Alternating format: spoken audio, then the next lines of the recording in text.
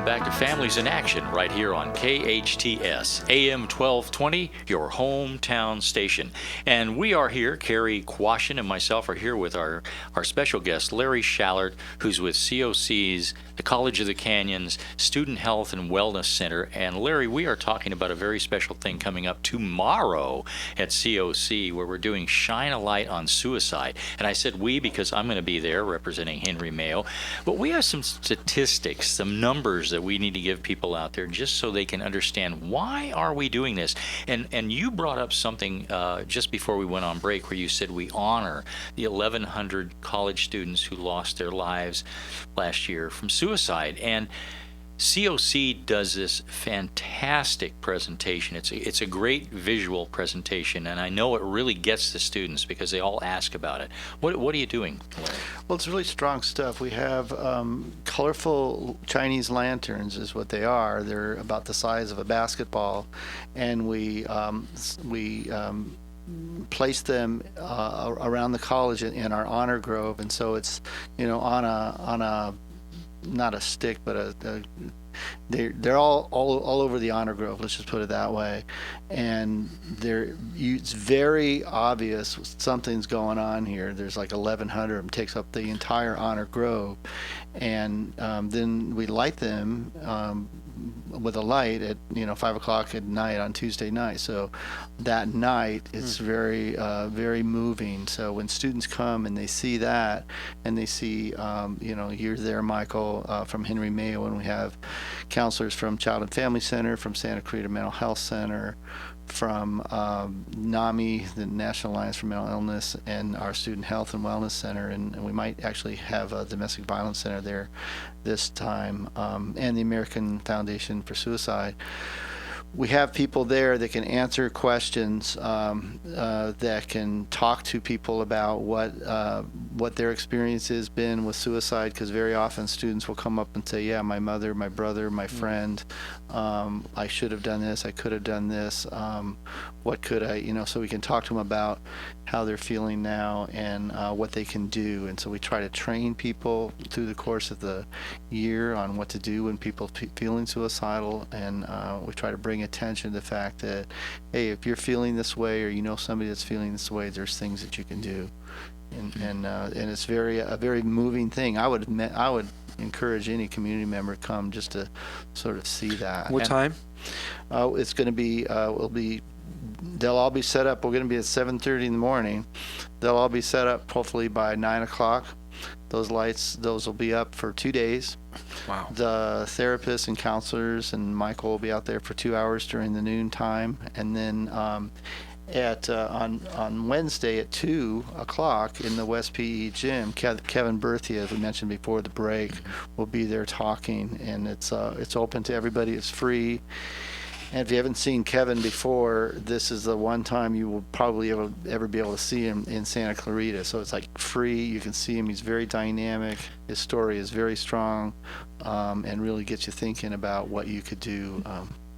Now, I was going to say, you may not have ever seen Kevin Berthia in person, but you very likely have seen Kevin Berthia online, because the image of what he was attempting to do on the Golden Gate Bridge has become one of the 25 most iconic pictures in the country.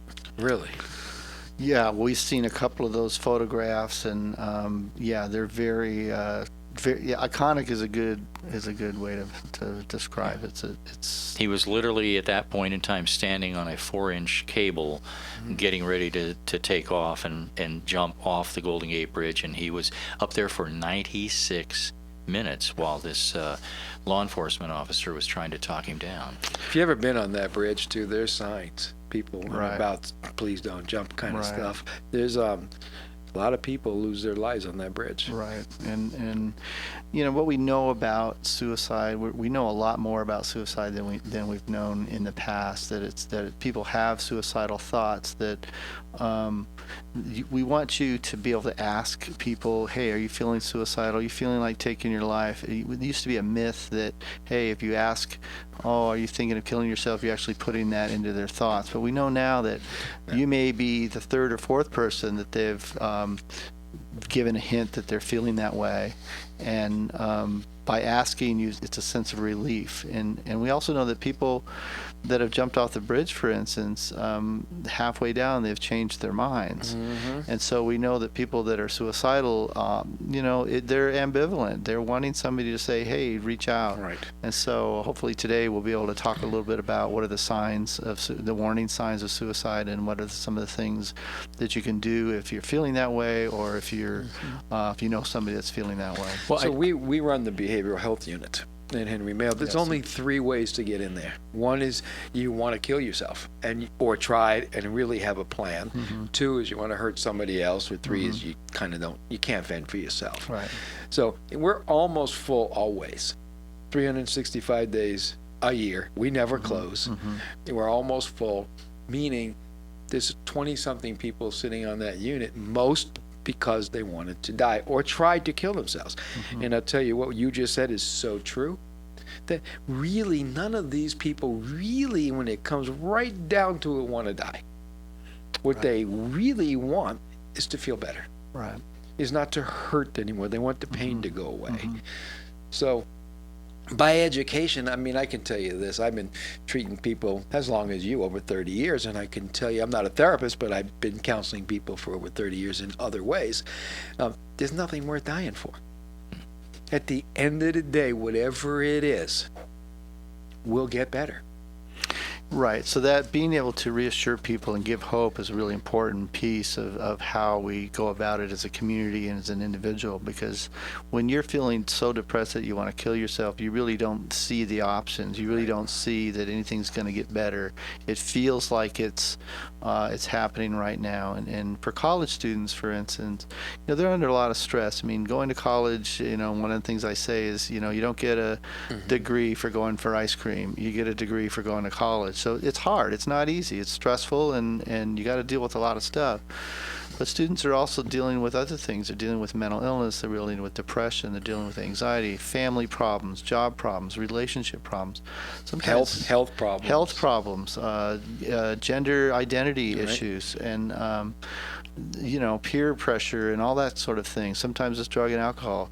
So we know these things can kind of build up, financial issues, and you can feel like there's no real good solution, and we know there usually is. There's something that can happen, but at the time you feel like you're in. It's over. You don't have any options. So we're trying to get the word out there. The only light at the end of the tunnel is the train, but we know that that's not true. Right. No matter what, if it's a relationship problem, if it's a academic, whatever the deal is, right, it can get better. Right.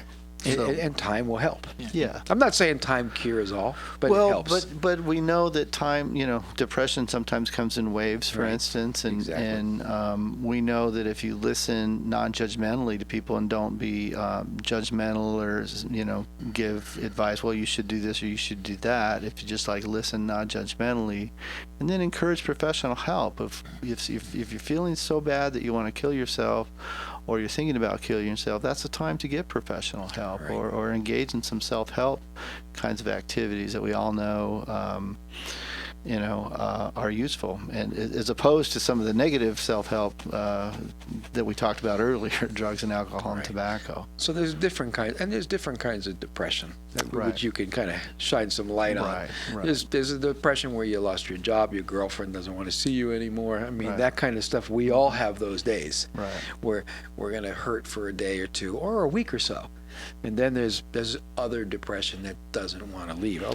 Right, and I never want to give short shrift to the kind of depression that happens during relationships. As we get older, some of us oldsters, we know what relationships happen. It's good to go through a relationship, and there's other fish in the sea and so on and so forth. But that's not the way it feels when you're a teenager or you're a college student. If you break up a relationship, that's one of the main reasons why people take their lives, because of a relationship. It really does feel like this is the worst thing that could happen to you. And by the way, we never give short shrift to that. But you're right; it's a different kind of depression. Yeah. But you know what, Larry? Let's talk for young people for a minute. When a young person says, "I'm in love," and we say, "No, you're infatuated," we're wrong. Yeah, I mean, that's probably the worst thing you could say. No, you're not. You know, it's like, well, tell me about that. You know, listen non-judgmentally.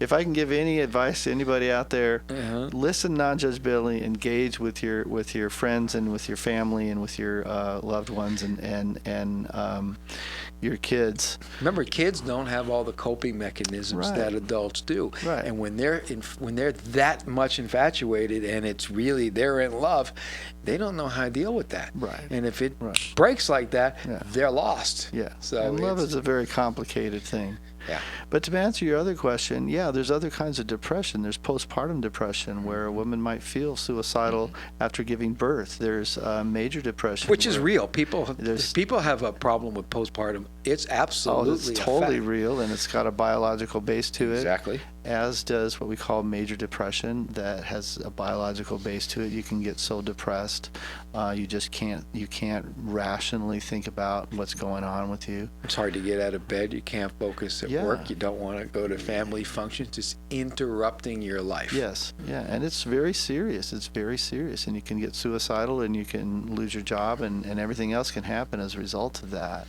And you can also turn to other stuff to help you feel better. That's very challenging at best.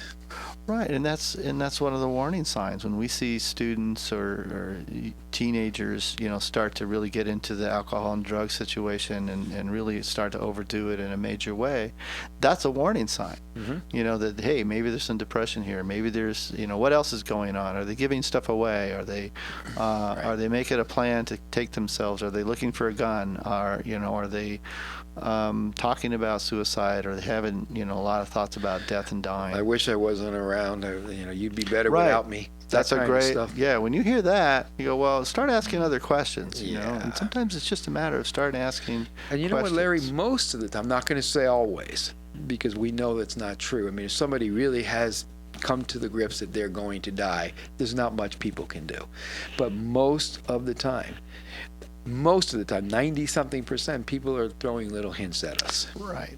And I think it's well over 90%, probably over 99% of the time. There's some hints, but we know that if people aren't trained to know what those hints are, it'll blow right past them. Right. And so our thing is be aware that this is a serious situation, and be aware that these signs are there sometimes, and what you can do when you notice a sign. And for those listeners out there who have teenagers, I think it's important for them to understand that suicide is the second leading cause of death among teenagers. Right. That's really scary, isn't it? What's the first, Mike? I don't know. Yeah, I was going to say. I knew not to ask you, but when we come back from break later, we will know the answer to that. I sounded so smart because I had that one. You guessing what accidents? I'm guessing accidents. Skateboards. I was sounding so smart because I knew that statistic. And I had to go. You broke my bubble, Cary. I know. I'll never forgive you. I know. I got it. Sorry, I don't. But isn't that awful, though? It's the second leading cause of death. So when somebody says to you, teenagers. But when somebody says to you, I feel like killing myself, I feel like hurting myself, you better not discount it. Because imagine how you would feel if you said, nah, you'll be okay. Right. And that night. Yeah. Right. Exactly. That's the number one sign. Somebody says it. Yeah. That's the number one sign. So what do you do? What do you do if somebody says that to you? Well, we talk about 4 or 5 different things. The first thing you really want to do is assess how serious this is, and so we call it assessment, ask, are you thinking of killing yourself? How serious is it? If somebody says, yeah, I'm thinking of killing myself, well, when would you do it? Right. Well, tonight. Oh, really? How would you do that? With a gun? Oh, do you have access to a gun? Yes. Do you have access to ammunition? Yeah. We're talking about if you have access and intent, and that's a very lethal situation. So we want you to assess the situation, ask, and then we want you to listen non-judgmentally. We want you to listen carefully, without judgment. Oh no, she's just don't worry about her. Oh, you're being silly about. You'll get over it. You'll get over it. It's not a big deal. No. So we want you to listen non-judgmentally, and then thirdly, as you mentioned earlier, Cary, you're giving some hope, giving some reassurance that things can get better. I know it feels bad right now, but my experience is things can get better. and get information. For instance, if somebody is mentally ill or is using drugs as a way of dealing with, you can say, my experience, what I've heard is it's not really the best way to deal with that. Or, mental illness is a biological thing, and so maybe, there's something you can do. So we talk about encouraging professional help is the fourth thing. So, and if you can't get a commitment, what do you do? Well, we're really talking about calling 911. I mean, one thing we know, we talk a lot about. But if I do that, they're going to be mad at me. Yeah, right. So better mad than not there. And I always say that, if you're a real friend, it doesn't matter if they're angry at you. Your job right at that moment is to save that person's life. That's right. And there's no such thing as confidentiality, and we know this with teenagers. A lot of times they'll say, well, I'm thinking of killing myself, but don't tell anybody. Right. And I think most of the teenagers now know this, but we like to try to get it out on a regular basis, that there's no confidentiality when it comes to suicide. You got to go tell somebody, you got to tell a teacher, you got to tell your parent. Parents usually know what to do in these situations, not always, but tell some responsible adult, some authority. If you don't feel like you can call 911, then better tell somebody. And if they're in that lethal situation, you really want to stay with that person. Yes. And Larry, you offer a service over at COC that I think is a great one, and that's mental health first aid, because there are probably people listening out there saying, oh my goodness, I wouldn't know what to say, I wouldn't know what to do. They can take this course. Right. It's an 8-hour course. We teach mental health first aid. We teach how to manage a situation when you're in, whether it's trauma or depression or anxiety or alcohol and drugs or panic disorder or panic attack.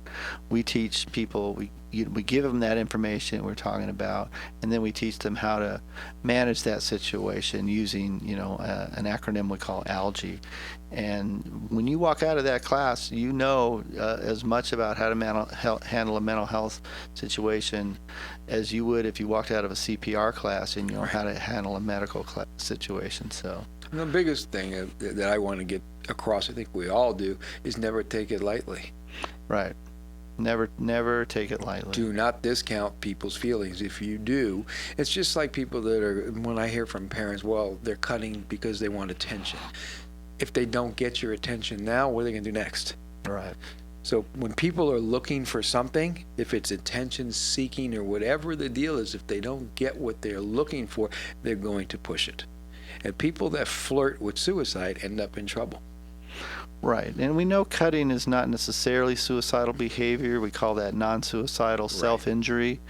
But it's still a sign that there's still a sign that something's not, so there's some distress, there's some anguish there's some pain there, maybe there's some addiction there's all kinds of things that cutting or self-harm represents. Emotional pain. Right. And so we know how to handle that in a counseling situation. So it's still listen non-judgmentally, encourage professional help, and the last one is always encourage self-help sorts of things. There's groups, there's exercise, there's mindfulness, for a lot of these things. There's meditation, breathing exercises, friends, family, spiritual sorts of pursuits, that sort of thing, church, temple, mosque, these kinds of things, self-help things can really help you feel more connected and give you a purpose that you might not have. And saving life is so important. I mean, Kevin Berthia is a great example. Your speaker that's going to be out there tomorrow. Here's somebody that was definitely going to take their life. I mean, they were seconds away from actually making the jump, and that would have been it. But because he lived, look at all the good that he's doing now, traveling around the country, speaking to people about mental health and how important it is. And by the way, Mike, I mean, I'm not going to say everybody, but suicide is a thought that many people have. The thought won't hurt you. The action will. And if you don't reach out and start talking about your feelings, if you just keep stuffing them, that little thought we have, that little voice gets louder. Right. So we want to turn that voice off, and the only way to turn that voice off is by changing our thinking. by talking to somebody and that kind of thing. Right. On that note, I think it's time to take a break. So this is Families in Action on your hometown station, AM 1220 KHTS. Welcome back to Families in Action right here on KHTS, AM 1220, your hometown station.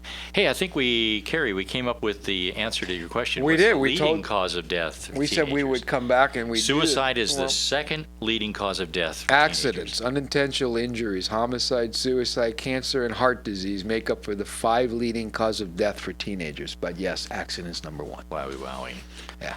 And sometimes those accidents are a result of drinking and driving or driving recklessly. So it's another piece that we're very aware of, Right. trying to address. And when they talk about suicide, I mean, when they talk about alcohol or drug overdoses, it's 50,000 over car crashes now. That's just overdoses, Larry. That's not including the car crashes and all the other recklessness that comes with alcohol and drugs, including suicides, of course. We don't have much time, but Larry, I did want to touch on something. You and I are both serve Right. on the Suicide Prevention Committee here in town, and you have some statistics for that locally, which kind of brings Right. all of this into perspective. We're on a committee with all of our local providers, with the sheriff, and others. We meet on a regular basis, and the sheriff provides us with the sad statistical information. And just for us, there was 30 suicides in 2015 That's in Santa Clarita in Santa only. Clarita, and there was 25 in 2014. So the number is going up, and there's most of the suicides are a result of gunshots, and most are males. So we know it, like for College of the Canyons, for instance, in 2013 there were 3 suicides. In 2014 there was 0. 2015 we had 0 up until the fall last year, and then we had 3 of students that were either going to school at College of the Canyons or had recently gone to school at College of the Canyons. And we also know that, and I think this is maybe the most important statistic of all, that none of those students had been in the personal counseling program. None of those, so we know, and all of the students, and believe me, we have a lot of students in our personal counseling program that have suicidal thoughts or that made suicidal attempts or that Like are we thinking said, about that's it. not unnormal. No, it's pretty common, but if you can get into the personal counseling program, we know that we've been like very successful, I knock on wood and all that, with those students that we do talk to. They don't take their life, in general. Doesn't mean that they won't, but Because they feel some kind of hope. right. And that's another good reason why Tuesday of this week and Wednesday are so important. And before we run out of time, let's promote that again. We're talking about Shine a Light on Suicide, which takes place at COC Yes. in the Honor Grove. And that's, if you don't know where that is, it's real easy to find. Don't even worry about it. Just show up on the canvas and say, "Where's the Well, Honor who should Grove?" show Right. up? Who should be there? Anybody and everybody in the community. I think it's a good idea for everybody to stop by. There is a 30-minute free parking, but you might have to pay for parking if you want to stay for more than 30 minutes. But if you come to this, you can see the display, the Shine a Light display at night, in the day.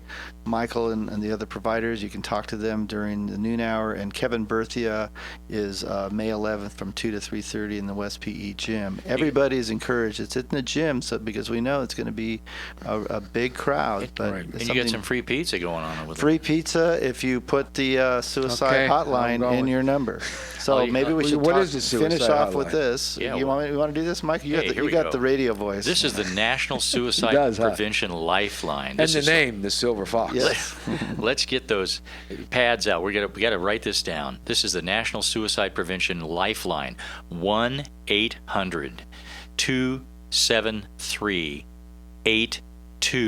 1-800-273-8255. One more time. 1-800-273-TALK. That's 8255. That's a lifesaver right there. Everyone should have that in their cell phone, so that you'll have somebody there 24/7 to talk to.